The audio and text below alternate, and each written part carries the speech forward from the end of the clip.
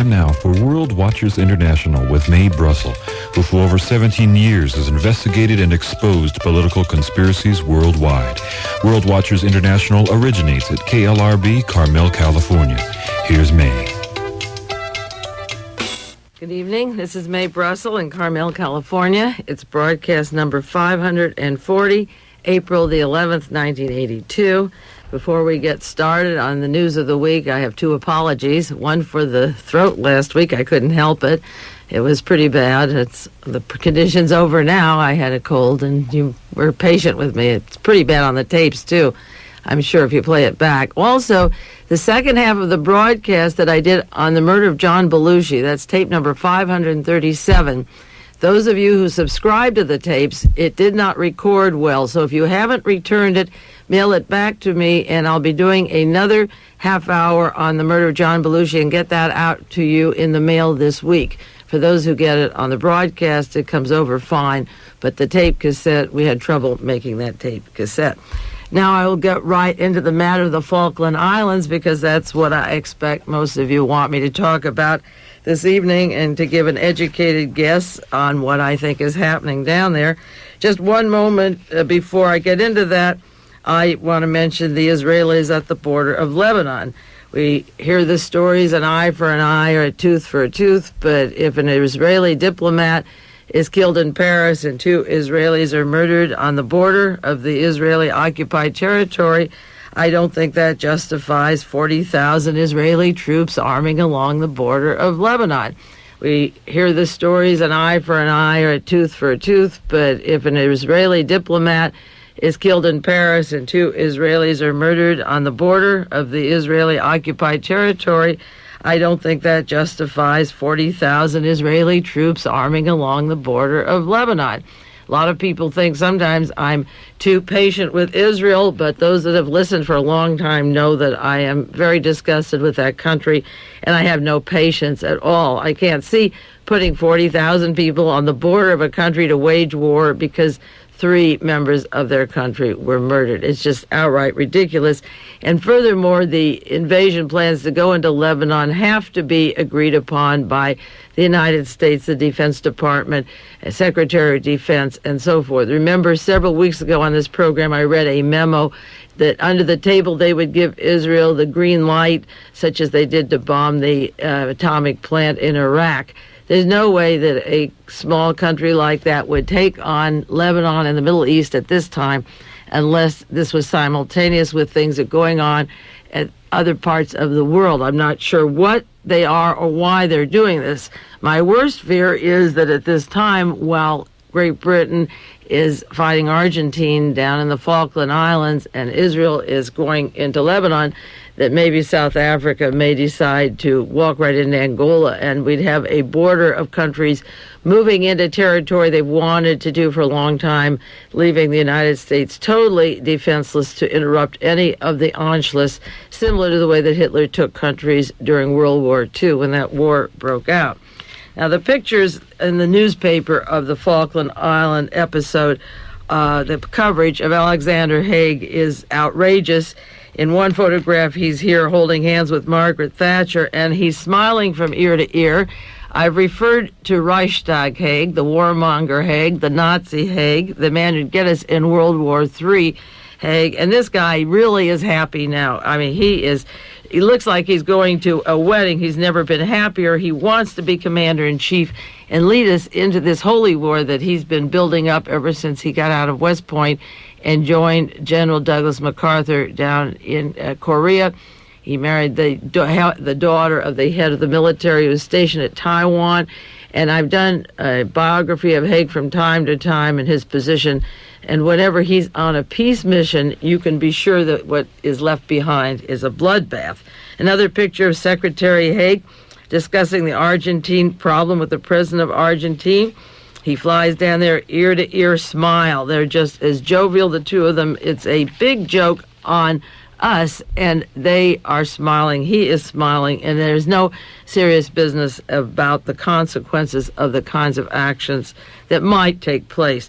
Another article, Haig's mission, peace in the Falklands. Well, he had a finger in the South Korean War. He didn't leave peace there. As an article in the New York Times this week that the South Koreans hate the United States. There's anti-United States feeling identical to Iran.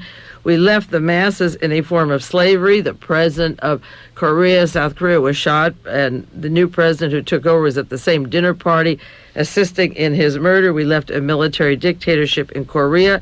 He then went on to Vietnam and Cambodia and Laos with the acid rains, the napalm, the mutilations, the Phoenix program, the displacement of villages and lives destroyed, the beginning of mass importation of drugs, narcotics, opening up into the United States. The CIA heroin connections began to pour in after we opened the Southeast Asian War. Haig was a big part of that, too, with Henry Kissinger and Richard Nixon, with that going on. And then, of course, Haig and the Rockefeller clan, the Chase Manhattan, and Henry Kissinger and his Fritz Kramer crowd over in Iran with the Shah of Iran and the notorious Savak. And what happened when that country got so bad that nobody could stand them, the middle class, not the communists or the poor. They turned that entire country over to Khomeini and the Muslims, and it began a strong bond of Muslims in the Middle East. The blundering of what we did in the Middle East accomplished what the Grand Mufti and Hitler would always want, turning these countries over to the Muslims. And Haig had a finger, of course, in bungling the whole thing, including the hostages and bringing the Shah to this country. And then as soon as Ronald Reagan was president, he wanted to encircle Cuba and have Cuba be attacked by the United States. He had his finger in Central America, in the bloodbaths of El Salvador, Honduras, Guatemala, and now he's down in South America, the hotbed and home of the Nazis, of his mentor, and Kissinger's mentor, Fritz Kramer, of the Pentagon, and I've done broadcasts and we'll do more on them.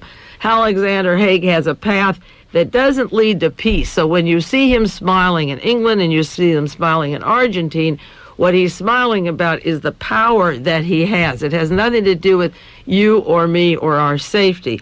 Friend or person that I met just yesterday was at my home. He was in Washington testifying last week, just this last week, on the Abscam matter, and I'll go into more of that next week.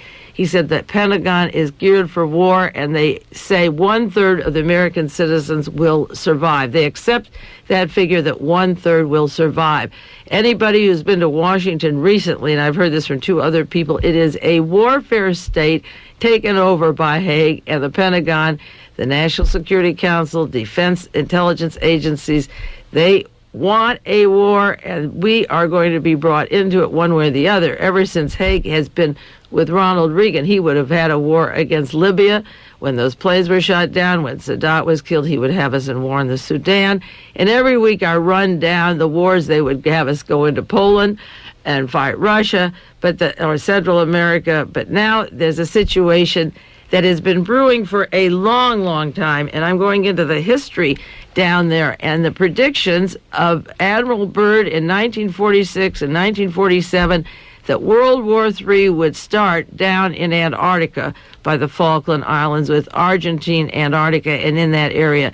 He knew and said in a press conference, two press conferences in Santiago, Chile in March of 1947, again in July 1947, that World War III would be set off down in that area. Well, when Admiral Byrd got home, he was met by James Forrestal, the Secretary of Defense, and I'll do more of that later in the broadcast. 2 years later, Forrestal was murdered, thrown out of a window at Bethesda Hospital 2 months after he got a Distinguished Medal from Eisenhower. Forrestal was with Admiral Byrd on consultations. Byrd went down to see if Eisenhower and the Russians were correct that Adolf Hitler was down in Antarctica building secret weapons and so forth. All of the papers of Admiral Byrd are locked up top secret to this day. They're not available of what he saw. And right after he was met by Forrestal, shortly after that, Forrestal was murdered. And I'll give you the references on some of the books on the death of Forrestal and the meeting with Admiral Byrd. Now, to understand where Alexander Haig is coming from, or our Pentagon, that breaks us apart and is bankrupting this country by demanding weapons, demanding things we can't afford or our allies can't afford. These people are destroying the United States, and they've been hell-bent on that since the end of World War II. They will break the British Empire financially and economically also. They will pit us against our allies, such as Britain and other allies to come. They will support, these people eventually will support a South American bloodbath. They put Salvador Allende out of office and put Pinochet in office. Our ambassador to the UN, Jeane Kirkpatrick, was very busy as soon as Reagan was in office, traveling to South Africa, Chile, and Argentina. And the things that the United States government wanted the most with William Buckley and the State Department was to build up and support Argentina. Forget about the missing people, forget about the tortures, and they're still going on, and the murders are still going on in Chile and Argentina. These people were traveling back and forth to send money to them. In fact, we renewed our naval activities with Argentina recently. Now, the Falkland Island controversy has been going on against Britain for a long time. So instead of asking them to settle that before we shared Navy battles or simulated battles with Argentina, we did all that. The United States Navy, Jimmy Carter, when he was president, didn't want to deal with Chile or Argentina under these circumstances. And the first thing that happened when Ronald Reagan came in with Alexander Haig and Caspar Weinberger and the group from the Hoover Institute and the Pentagon establishment that was there before was to recognize and encourage these people. Now, Jeane Kirkpatrick was at the embassy, the Argentine she was the guest of the Argentine officials the night that they took over the Falkland Islands from Great Britain. She was asked on national television about the controversy here, her opinion. She said, well, at the UN, we voted one way, but in the evening they socialized, and that it had nothing to do with the dinner party that was set weeks ahead. Well, you could always pick up a telephone and decline and really stay neutral, but she was dining with the Argentine people, identical to the night that two fellows were let out of prison who were part of the murder of Orlando Letelier in Washington, D.C. on Embassy Row. And those fellows were released from prison, and the night they were out, William French Smith was having dinner with the Chilean embassy. These people are telling you through their actions what they think is happening, and you don't have to listen to their answers on these programs. Watch who they see and where they go, and it's very important to know where she was eating dinner the night that our ally, Great Britain, was kicked out of the islands. Now, I'm very harsh on Haig, I am, but I've studied this history, and in order to understand the Falkland Islands, again, and the Antarctica story, you have to go back to 1937 and 1939. That may be too far for some people to try and go back, but I'm going to read some pages from a book, and I have a lot of files and articles on Antarctica and on these bases, but one book in particular that I've mentioned before on these broadcasts, it's called UFO'S Nazi Secret Weapon, published by Samizdat Publishers in Toronto, Canada. Now, many of the longtime researchers own this book, and they have a series of publications that come out of Canada. This is a pro-German Nazi publication out of Canada, and they have books and brochures and tape cassettes that come out all the time.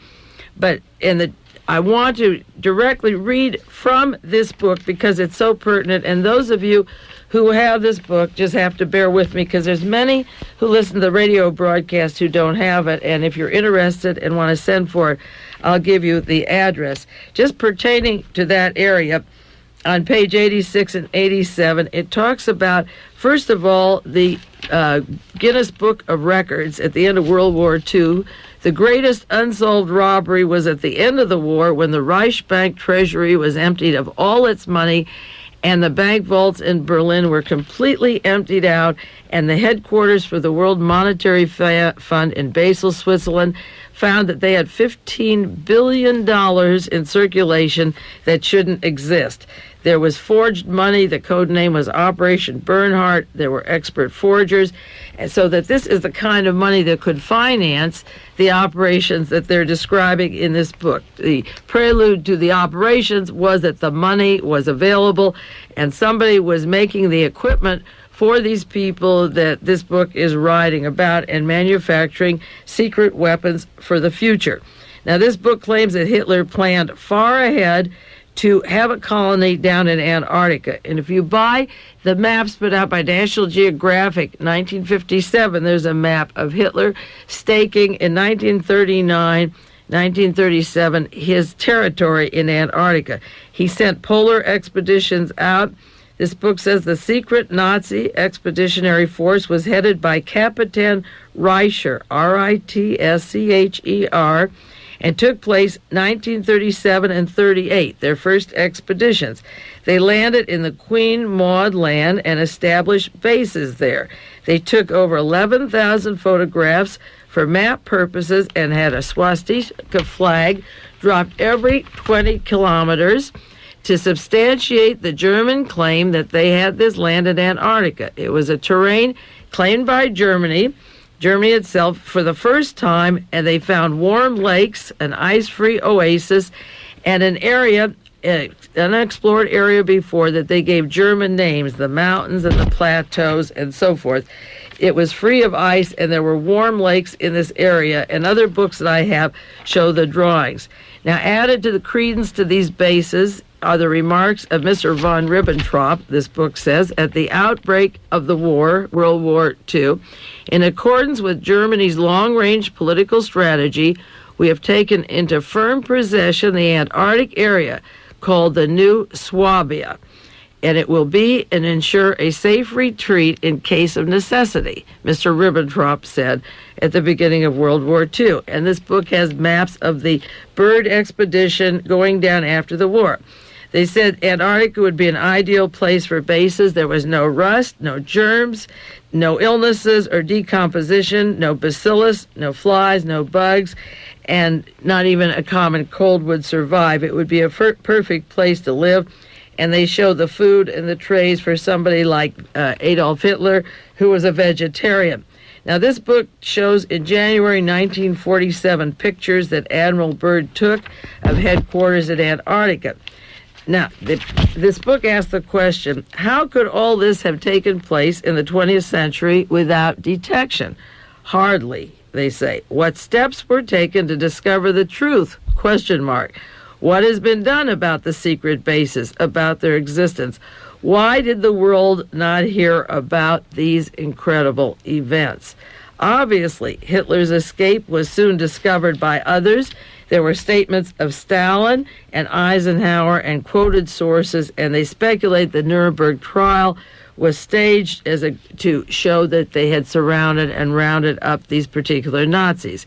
Washington, Moscow, and London decided that they had to go down to Antarctica to investigate what was happening, so they used the excuse of scientific work and set up a large expedition with 4,000 specially selected elite United States Navy troops with an 8-month food supply, 13 ships under the control of Admiral Byrd to make, in quotes, a scientific expedition composed of military types and no scientists. The U.S. Antarctic Battle Fleet left Norfolk, Virginia, December the 2nd, 1946, as battle groups, and England and Norway also sent forces down.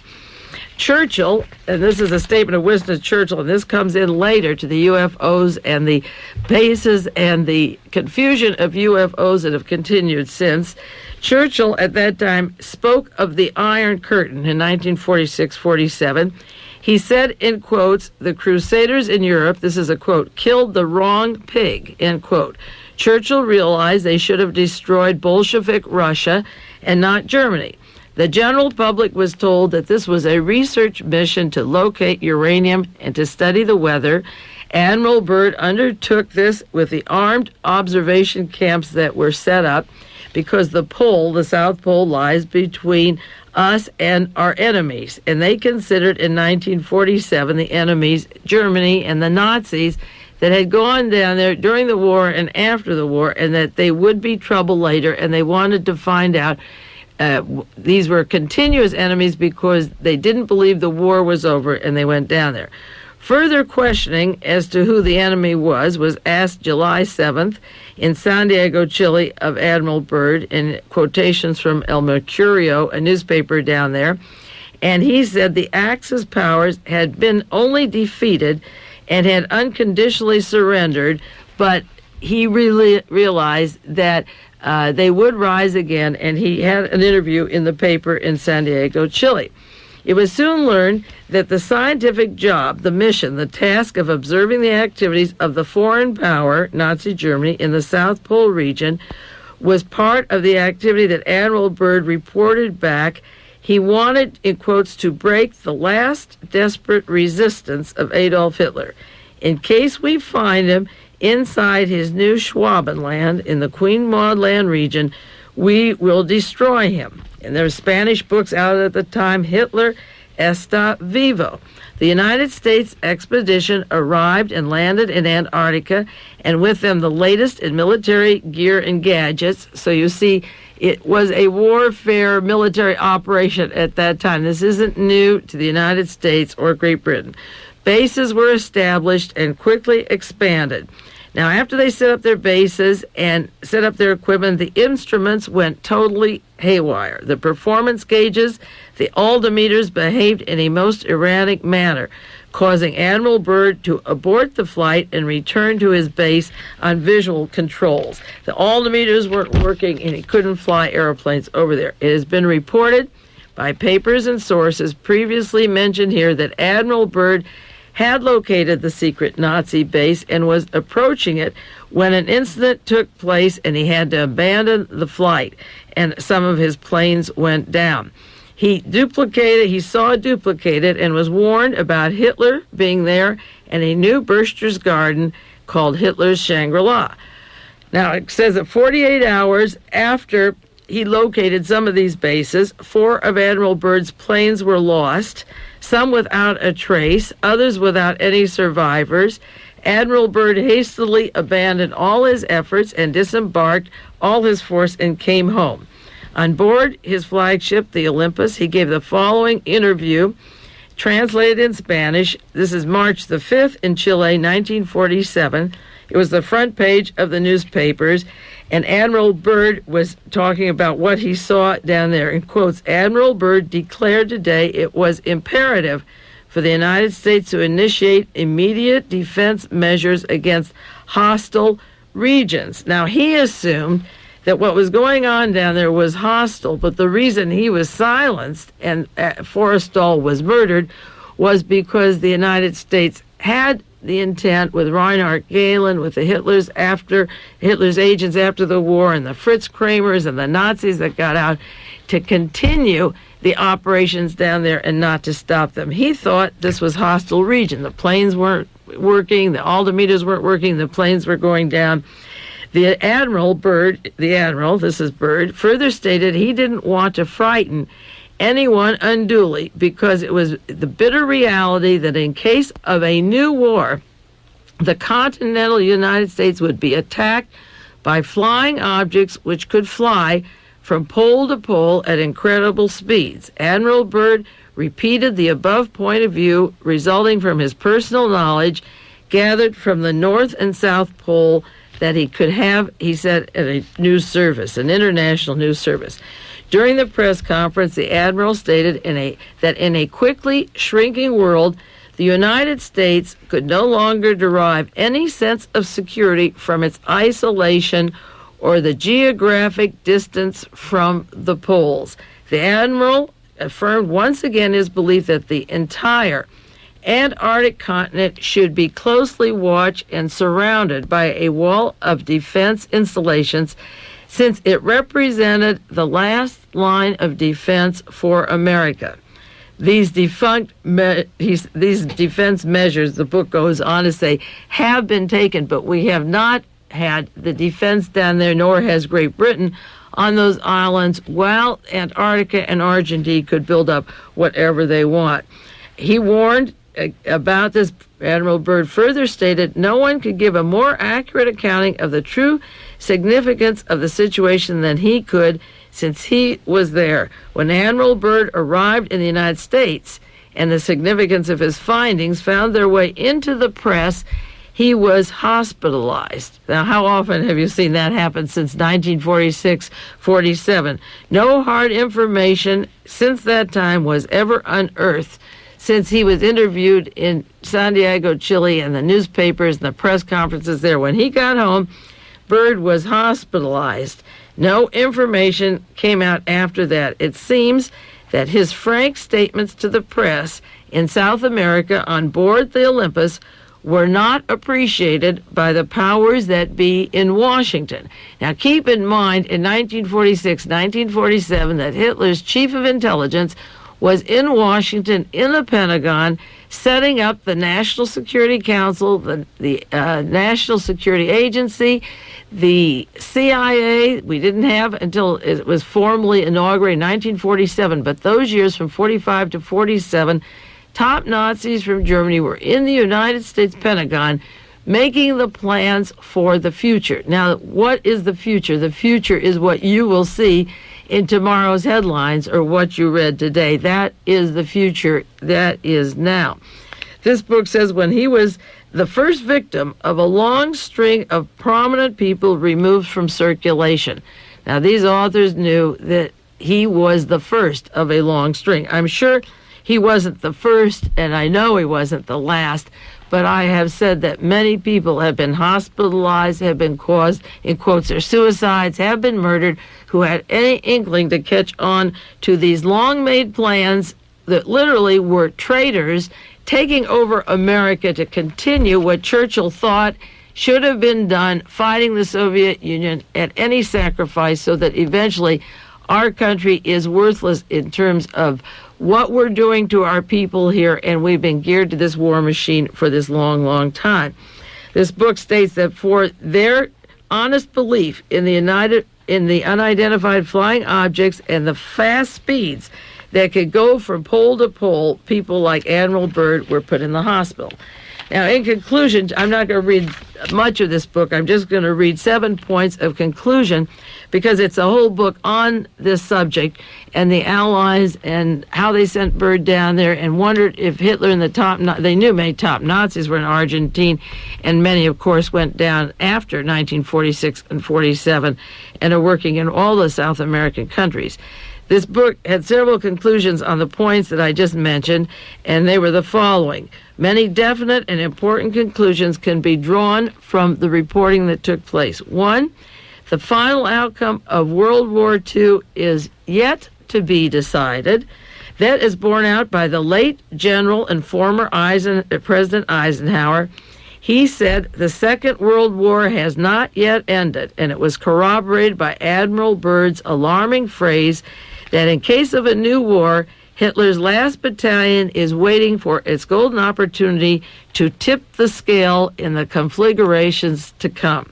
Secondly, the over 40 small wars since 1945, including Korea and Vietnam, of which Alexander Haig and Henry Kissinger and Fritz Kramer were a part, and Reinhard Gehlen, were supposed to provoke a premature showing of hands by the last battalion, but they, again, came along these last 44 small wars to bring us into a total debt that we never will be able to pay.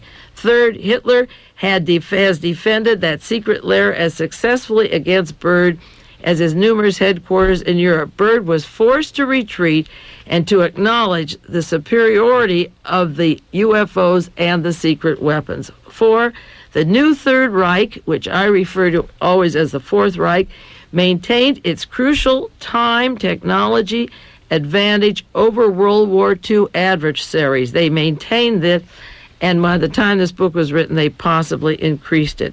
5, idealism has triumphed over materialism, in that the German state only was destroyed, but not the ideology of National Socialism. And 6, finally, there is a 30-year cover-up by brain, or more often by brawn, of the true identity of where UFOs come from, their origins, and they have suppressed the unholy alliance of 1939 to 1945. The only real reason for the UFO cover-up, and this book was written a while back, and don't forget, when this was written, they didn't know that in 1982, of April 1982, the United States Supreme Court said you cannot have information on UFOs. It's national security. Everything on UFOs that you need to know is locked up. And what they wrote in this book on these secret weapons was the real and only reason for the insane UFO cover-up is to be found in the German origin. The Allies in the East and West have told so many lies, and now the Nazis are around, and it would be logical and natural for them to take revenge one day. We'll take a 1-minute break and get back to this subject of the Falkland Islands, Argentina, and Antarctica. This concludes the first half of World Watch.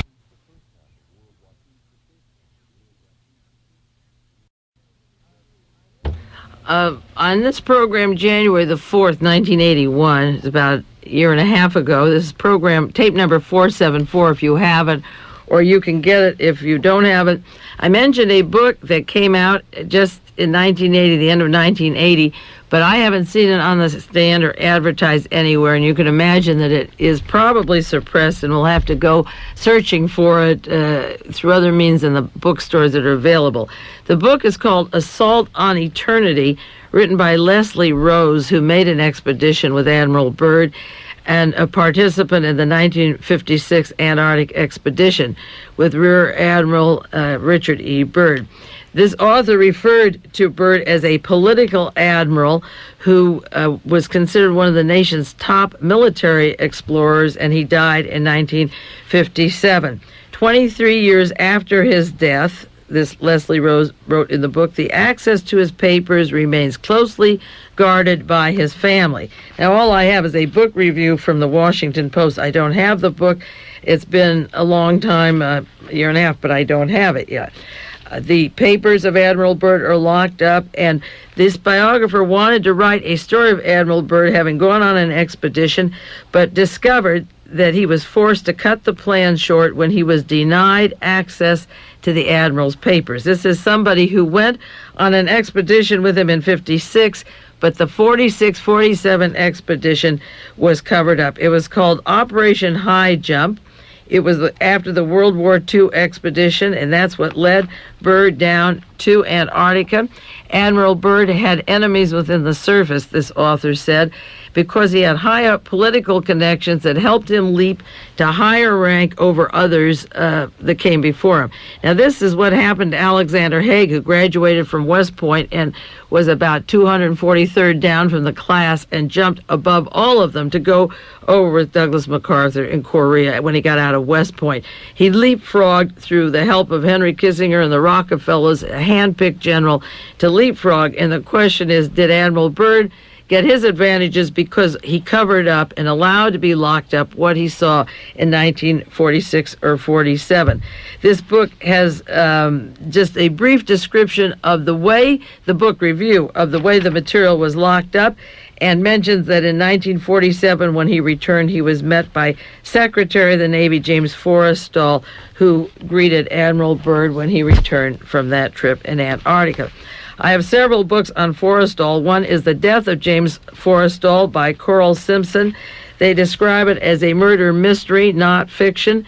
The murder of the first Secretary of Defense, James Forrestal. This book came out in, let me see if I have the year here, by Cornell Simpson, Western Islands publisher. I didn't write down the date that was published. I'll have to give that to you next week if you want. They said this murder was the overwhelming result of assassination plot, and it goes into how he fell out of the hospital at Bethesda, Maryland on an alleged suicide, but they concluded it was a clear case of murder. That's one book on Forrestal. Another one that I have, James Forrestal, A Study of Personality and Politics by Arnold Rogow, R-O-G-O-W, published in 1963 like Macmillan. May 22nd, 1949, James Forrestal, America's first Secretary of Defense, plunged to his death from the 16th floor of Bethesda Naval Hospital. He had been put in there for psychiatric treatment, and also when Byrd came home, as I say, he was put in the hospital for other illnesses. I don't know what they called it. They described him as an intellectual poseur, expert on Wall Street and big business. He worked with the power elite. Forrestal had rejected Catholicism and converted. It's a story of his biography, the controversies of Forrestal, and his death, building up to his death at Bethesda Naval Hospital And considering the links of Admiral Byrd and the secret papers to the Secretary of Navy, because Byrd was an admiral and Forrestal, he was Secretary of Defense rather, he had to report to him, and tragedies and secrets followed everything that Byrd set out to do. He set out to find the answer to some questions, and all of his machinery went astray, and planes went down, and bodies weren't found. And he gave an opinion of what was happening and warned about World War III down there, that World War II never ended. And then the fellow that he reported to was dead, and Forrestal had been put in a hospital. There's an interesting article regarding the episodes down at the Falkland Islands in our Monterey Herald this Wednesday. An interview with a man who had a lot of time in Argentina, both in the military and in civilian life. The lead article is "The United States may be the loser in the Falklands." And you wonder now, with the controversies going on, how will the United States be the loser? I have a pretty good idea of 10 reasons why, but the expert on this subject is retired Army Colonel Samuel Stapleton. Now, Samuel Stapleton was the former commander of the Defense Language Institute at the Presidio of Monterey. That is the school that Lee Harvey Oswald attended for some language brushing up, and also Reinhard Gehlen from Germany, who flew out here, and I've mentioned this many times on this program. He was the head of Defense Language Institute. He is now, guess what, an executive in the International Trade Mart in New Orleans. The article didn't say how long he's been there. Now, the International Trade Mart in New Orleans was the CIA Gehlen headquarters for Clay Shaw, who was in Nazi Germany with Reinhard Gehlen when he surrendered to Allen Dulles. Clay Shaw had direct links to Argentina and to the assassination of John Kennedy through mob connections of David Ferry and the CIA and Carlos Marcello. But Clay Shaw's connections went to the Gehlen Argentine connections and the Nazi links to the Kennedy assassination. And the headquarters for the Gehlen Group was the International Trade Mart in New Orleans. Now that Clay Shaw is dead, it's interesting that the head of the Defense Language Institute for Monterey, an attaché in Argentina at one time for the military, and also a businessman with ties in Argentina, is now an executive at the International Trade Mart in Argentina. He did business there, he worked in Argentina, and he also did military work. He said regarding Great Britain, he said there's resentment against Great Britain. It is deep-seated, stemming from years of the British Empire served as mediator in the border disputes between Argentina and Chile, when British engineers built Argentine railroad, telephone, and telegraph system, and when Argentina perceived them of draining the resources by the British. He said, I like both countries very much, and I would hate to see anything bad happen, but the eventual loser will be the United States, because they are our allies, both of them. They are friends, and we are in the middle. Now, that is one of the points about this, is that this move will put a wedge into the allies to begin breaking us apart. There's a wedge between the United States and NATO now because of our policies in Germany and talk of disbanding NATO. There's a wedge between our allies and the building of the Soviet gas line that Reagan has tried to stop, and they need that gas in Europe. There are wedges coming between the United States and their allies, and as I say, if this was a long, smoldering problem between Argentina and Great Britain, the United States should not have been sending millions of dollars down there since Reagan's in office, or trading naval maneuvers with them until this was resolved. If we are the friends of both, we should have stayed out of it the last year and a half until the situation was cleaned up. But this is a perfect chance to tear us apart from our allies and to begin shred the United States apart. We're not only broken up because we're reducing the chances of education for the masses in the country, we're reducing the chances for good health care for the crippled and maimed, the amount of money we're going to allocate to these people. The Social Security money is running out by 1983. I read this week the savings and loans banks are collapsing. People have no security in their banking and money system. The institutions are crumbling. The money is going to weapons, and we're sending it also to people who are fighting our friends. That we have no distinction, no morality, and the United States domestically and internationally is crumbling. Now, the people we fought in the last war, Germany and Japan, can sit back and make their televisions and their computers or their cameras in their cars and laugh at us, because we have to make decisions between these various people and sit there and be humiliated like a yo-yo going up and down or a tennis ball going back and forth. The United States has put itself in this situation. And how did they put themselves there? By bringing their former enemies over to this country with this intense paranoia to have this third world war, to wipe out the Soviet Union, and then have, in quotes, world peace. This thing has been going on and festering ever since the Russian Revolution. And in the process, the United States can be divided, it can be broken down economically, militarily, and I doubt if we solve anything down the Falkland Islands, it's going to be some other island and another area again, and it will continue. The Washington Post had an article this week, or just last week, March 30th, Reagan backs Antarctica study. Would you believe that? It's a news story. President Reagan has affirmed his administration's commitment to conduct scientific research in Antarctica with other Antarctica treaty signers. Do you have any idea of the budget the United States has mailed down to Antarctica since World War II? If you go to the bookstores, the federal government bookstores such as Golden Gate in San Francisco, or the government printing offices, get the back literature. I have it in my files, a lot of it on books available to Antarctica. The building there, the shipping there, the money going there, the equipment going there. The United States hasn't let a hunk of ice sit there with a bunch of penguins on it and pretending we don't know what's going on there. This has been a place that is going to be more in the news. We've built it up, and now the chickens are coming home to roost, and I hope you're ready.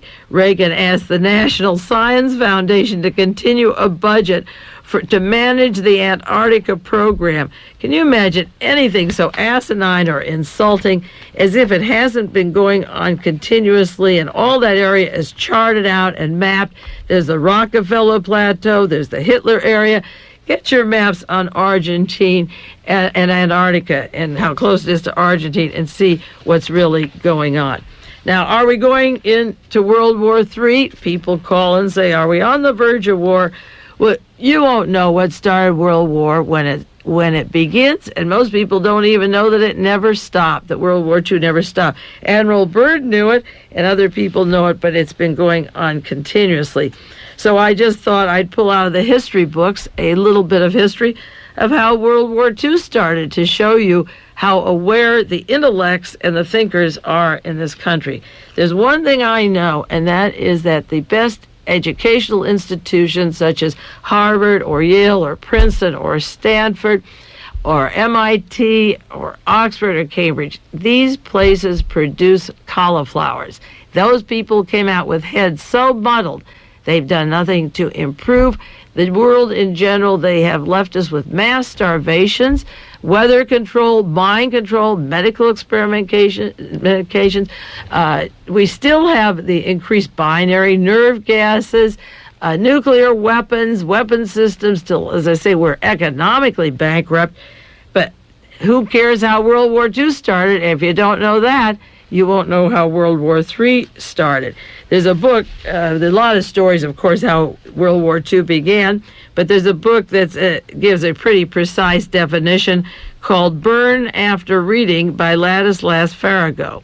Now, he's written some marvelous books on espionage and World War II, and also his book Aftermath, of the migration of the people from World War II, from Italy and Germany, that went down to South America, to Paraguay, Uruguay, Brazil, Chile, Argentina, the Nazi nest. He did a magnificent job on that.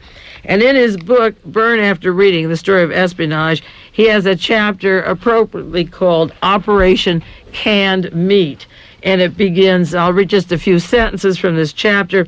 August the 10th, 1939, Reinhard Heydrich, Hitler's head of the secret police, of the Gestapo called a goon into his office, a man named Alfred Najuk, Naujock, Najak, described as a brainless tool, somewhat of a orangutan or an ape, a huge, heavy-set, tall guy, but hairless.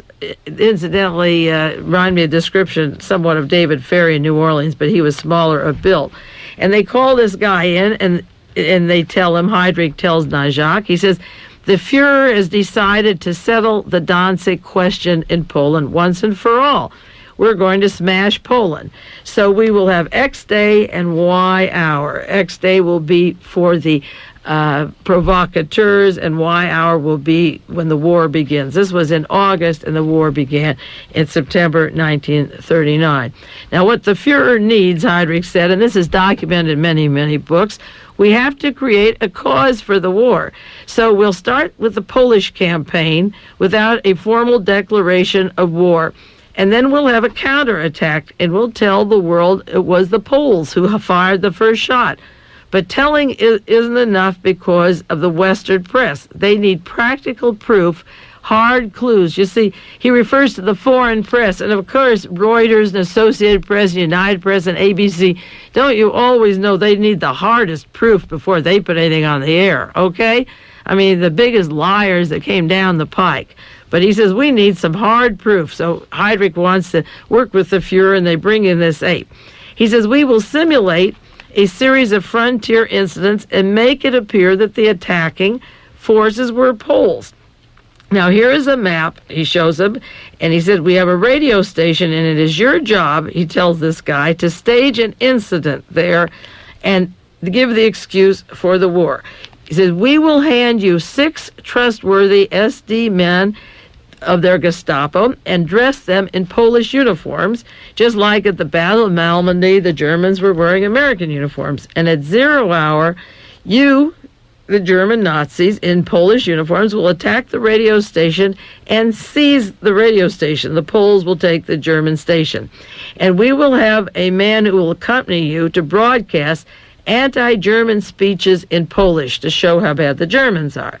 Then we will have from the Gestapo jail a dozen inmates from concentration camps, which they used, and this was documented later. We will use them to make the incident look goddamn real. We'll put them in Polish uniforms and leave them dead on the ground as if they were killed under the attack. We'll give them lethal injections before they'll have those, and then we'll provide gunshot wounds. And after the incident, we'll show them to members of the foreign press. Twice he refers to the foreign press because the foreign press always needs their verification. And Goebbels is going to bring these people from Berlin. So they agreed, and they gave these Poles these lethal injections, dropped them on the road outside the radio station, and they said, let's refer to the fake Polacks. Those are the people taken by the Gestapo out of concentration camps and dressed as Poles. We'll give this the name canned meat. Those guys are going to be injected and then shot and left outside the radio station. So they called it Operation Canned Meat, and they rehearsed it August 25th. And sure enough, 2 days later, a car arrives with a Pole. He had his injection and the gunshot wounds, and his face was smeared with blood, and he was still breathing.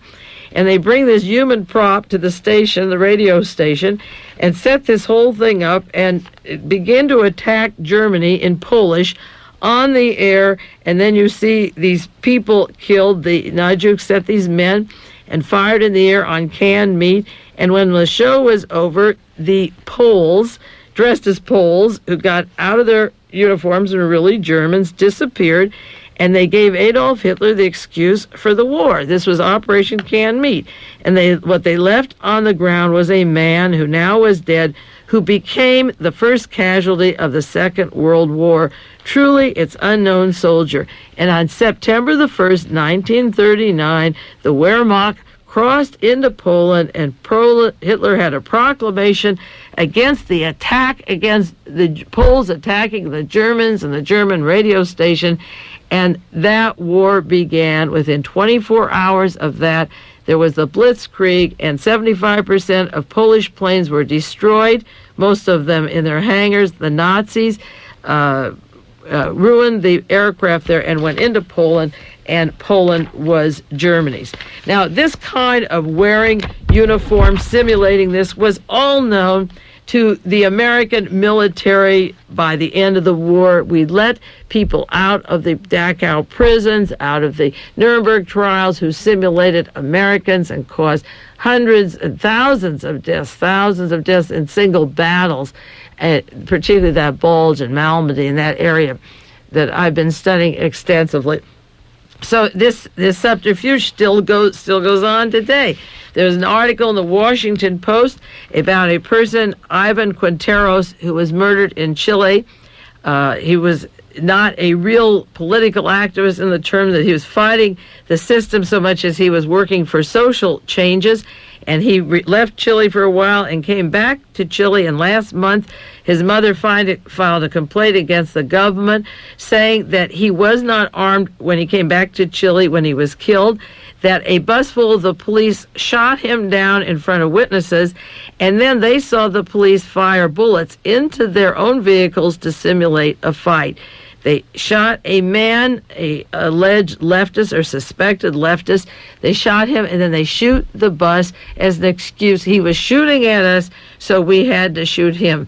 There were deaths of 10 people recently killed in Chile, and it keeps going on and on. Labor organizers, an article on human rights in Chile, our great ally that we're recognizing now, and the same agent provocateurs down there. This is Washington Post, March 27th, 1982.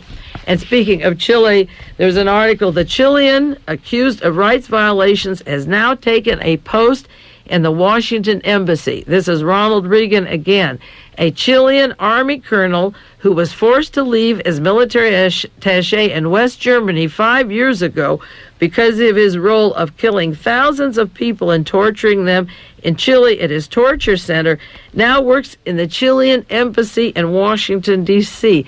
Can you imagine what our capital is today with these kind of people being recognized and whining and dining in those embassies, the Reagan administration at the present time? The man's name is Christian Akernecht, Akerknecht. He ran a torture center in Chile, and Der Spiegel ran articles in Germany. He was responsible for the torture of at least 3,500 political prisoners inside of Chile, and when he was stationed in West Germany as part of the Chilean embassy, they kicked him out of West Germany because of his torture and behavior. West Germany couldn't stand this rat, and the United States has him in Washington and recognizes the Chilean embassy. This is March 19th, 1982. This is just 2 weeks ago from the New York Times article. It was also in the Washington Post. The United States State Department, that's Alexander Haig and Caspar Weinberger and Walter Stessel, has taken the position that it is satisfied with the Chilean embassy response, that they put to rest any doubt or question about this man. He was kicked out of Germany and left because of his torture. An official of the German Foreign Ministry confirmed that the Foreign Minister, Hans-Dietrich Genscher, on the basis of charges, asked him to be withdrawn from the Chilean embassy. So now he represents Chile in the United States. Do you want to vomit? I suppose you can. And against Alexander Haig this week with his holy war said, Alexander's state maintained we have to have a strong nuclear deterrent for protecting the essential values of the Western civilization, and he would not rule out the use of a first strike nuclear weapon. New York Times this week. What is Western civilization? You better think twice about that. There's a group in California that has headquarters in Germany. I mentioned once with regards to religious cults, it's called the Fellowship of Friends. They have a winery up in Sacramento, unlimited money. They have art, oil paintings, and they pipe in music of Bach and Beethoven and Brahms, because after we have World War III, they're going to maintain the culture of Western civilization, the German culture, mind you.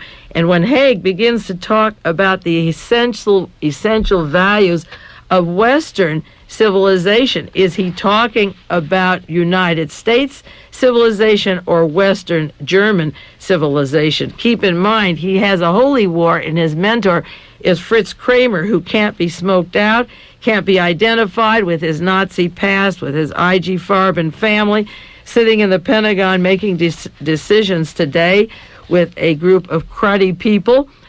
What does he mean by Western civilization? In lieu of the heavily funded organizations such as this group, who have headquarters in Cincinnati and also in Carmel and in Texas and about 20 American cities, I have a list of them. Where else are these people maintaining the classics of art that they can produce later, the hidden art, to bring back the German artists? Hitler's paintings have now been returned to Germany by Ronald Reagan again. They were in this country, and so forth. You might have read an article in the San Francisco Chronicle. Don't count on the Golden Gate Bridge in case of an atomic attack. Do you like that kind of talk? Another article in the Monterey Herald this week, an interview of a professor, Ole Holstein, from Duke University, who said the following. He talked to the Monterey Institute out here last week of International Studies. He said the Defense Department is hell-bent on having a war. They have decided that war is inevitable if the Soviet Union doesn't change its policies. They're throwing money at the Pentagon. They're trying to restore, in quotes, national will. We will use military might, and the United States has decided, he said, to write off Western Europe as hopeless because it is unwilling to take a hard line against the Soviet Union. That's why I think, in summary, that Haig is going to align with Argentina, the South American Nazis. I think this smiling face with Margaret Thatcher is a front.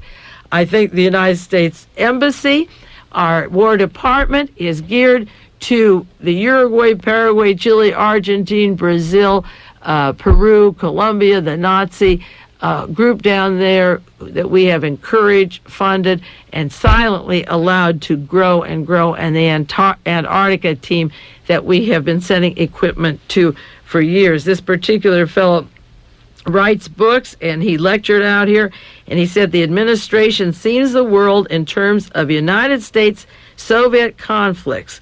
And it goes back, he says, similar to earlier period before World War II, and he says that the Reaganites are not against communism, they're against the Soviet Union.